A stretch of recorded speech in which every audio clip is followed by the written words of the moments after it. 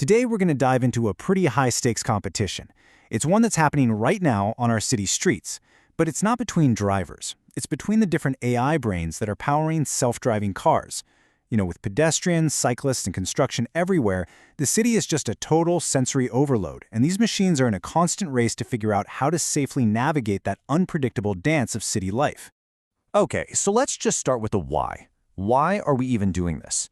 Every single year, about 1.35 million people die in road traffic accidents. To put that in perspective, that is almost 3,700 deaths every single day. This is the staggering human cost that's really pushing this promise of autonomous driving forward, as a potential way to make our roads fundamentally safe. But here's the paradox, right? If the goal is a safer world, why is the most chaotic, the most unpredictable, and frankly the most dangerous place to drive, the urban jungle, why is that the final frontier that this technology just can't seem to conquer? That is the big question we're going to break down today. At the very heart of this challenge are two completely different ways of thinking about how to build a robotic driver. And this isn't just some small disagreement between engineers. We're talking about a deep philosophical split on how a machine should learn to navigate our world. So on one side, you have what's called the modular method. Think of it like a pilot who is meticulously running through a checklist for every single decision. Then, on the other side, you have the end-to-end method. This is more like an intuitive, experienced driver that basically learns by watching and doing, translating what it sees directly into action. The modular approach, it's very logical. It's a really clear three-step process. First, the car's sensors perceive the world. They identify other cars, pedestrians, that kind of thing. Second, a planner module uses a bunch of pre-programmed rules to plan what to do next. And then finally, the control system executes the command. Brake, steer, accelerate. It's predictable and, most importantly, it's traceable. The end-to-end approach, it pretty much throws that whole playbook out the window. It uses a massive neural network that just takes in all the raw data from the sensors and directly spits out a driving command. So it skips that explicit planning step, and instead, it learns all the subtle nuances of driving just by observing millions of hours of human behavior. So this choice in philosophy, it leads to these huge differences in how the cars are actually built and how they operate. What it really creates is a classic engineering trade-off between a clear, easy-to-read blueprint and a powerful but totally opaque black box. Let's start with the senses, how these cars see. The modular approach often uses something called multi-sensor fusion. We're talking LiDAR, radar, and cameras, all working together for maximum redundancy. Now, LiDAR is great in bad weather, but it's also really expensive, which drives up the cost of the car. In contrast, some of the end-to-end approaches are betting everything on just vision, just cameras, arguing that, hey, if a human can drive with two eyes, a powerful AI should be able to as well. It's a much cheaper hardware setup, but it can definitely struggle in fog or heavy rain. And what about knowing the way? Well, some systems are heavily reliant on these incredibly detailed, pre-built 3D maps of a city. It makes them super precise inside a known area. But it is a ton of work to create and maintain these maps, and that really slows down how quickly the service can expand to new cities. The end-to-end approach, on the other hand, often goes for scalability, building a map in real time as it goes. This means it can potentially drive on roads it's never seen before, just like you or I would. But this right here leads to the single biggest challenge for the AI-driven approach.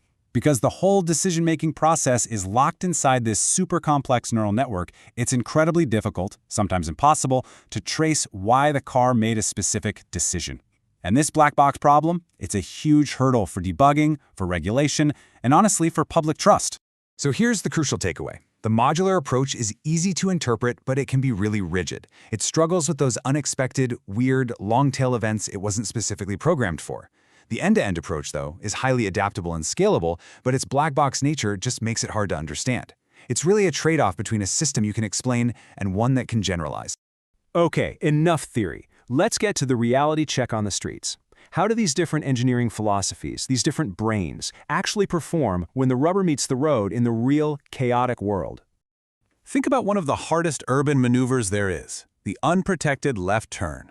A modular, rule-based system might just sit there forever, waiting for a perfectly safe, predefined gap that never comes. But the newer end-to-end systems are learning to judge probabilistic gaps. They're reading the flow and the intent of oncoming traffic to make a confident, much more human-like decision. And in simulated environments, you can actually see these trade-offs in the data. So check this out from the Carla benchmark. The top performers, ReasonNet and Interfuser, they use multiple cameras and LiDAR to get these really high driving scores. But look at DTCP. It's using only a single camera, and it achieves the highest route completion.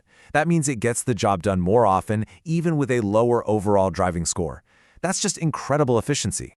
And when we break down the mistakes, we see a whole other layer. A chart like this can show the specific error profile for a model. For instance, a system might be fantastic at avoiding pedestrians, but maybe more prone to little fender benders. This tells us that the choice of AI brain and its sensors, it doesn't just affect overall performance, but the type of mistakes it's most likely to make. But beyond all the benchmarks, what does this actually feel like for a passenger? Well, this comment from a rider really highlights the end goal, a totally seamless experience. You have direct control over your environment, you don't need to give directions, no awkward small talk, the technology just works in the background to give you a clean, simple service. You know, one of the biggest improvements in ride quality has been tackling something called phantom braking. This is when a car just slams on the brakes for no apparent reason. The end-to-end systems, because they learn from millions of real-world examples, are getting so much better at understanding context, learning that a shadow on the road is just a shadow, not a real obstacle. And that makes for a much smoother and way less terrifying ride. So what's next? What's around the corner? While the current battle is all about mastering the act of driving itself, but the next great leap is about something much deeper, giving the car a true understanding of the physical world, which is going to completely change the passenger experience. This next frontier is called world models, and the idea is, instead of just reacting to what it sees, an AI with a world model can actually simulate and predict multiple possible futures. It understands not just that a ball is rolling into the street, but the actual physics of how it will roll and what's likely to happen next. And this is a total game changer. World models will allow for much more reliable, human-like decisions. But maybe even more importantly, they can generate endless streams of realistic virtual data. This means cars can be trained and tested in a safe, virtual world, which will dramatically accelerate development and improve safety without ever having to put a real car on a real road. And when the technology of driving is truly, finally solved, the focus is going to shift completely to the inside of the car. The ultimate goal isn't just a car that drives itself, it's a completely new kind of space designed only for the passenger, basically a private lounge that moves. And this isn't science fiction. I mean, just look at the Vern robotaxi concept from Rimac. There's no steering wheel, no pedals, just a massive 43-inch display, lounge seats that can recline completely flat, and an environment that is totally personalized to you through an app before it even shows up. The car becomes a mobile room, curated just for you. Which brings us right back to our central conflict and the final question. What do we ultimately want? Do we want a machine that follows every single rule to perfection, even if that means it's overly cautious and rigid? Or do we want a machine that learns to drive with the nuance, the adaptability, and maybe even the intuition of a human, even if that means it might inherit some of our imperfections? That is the real battle for the city.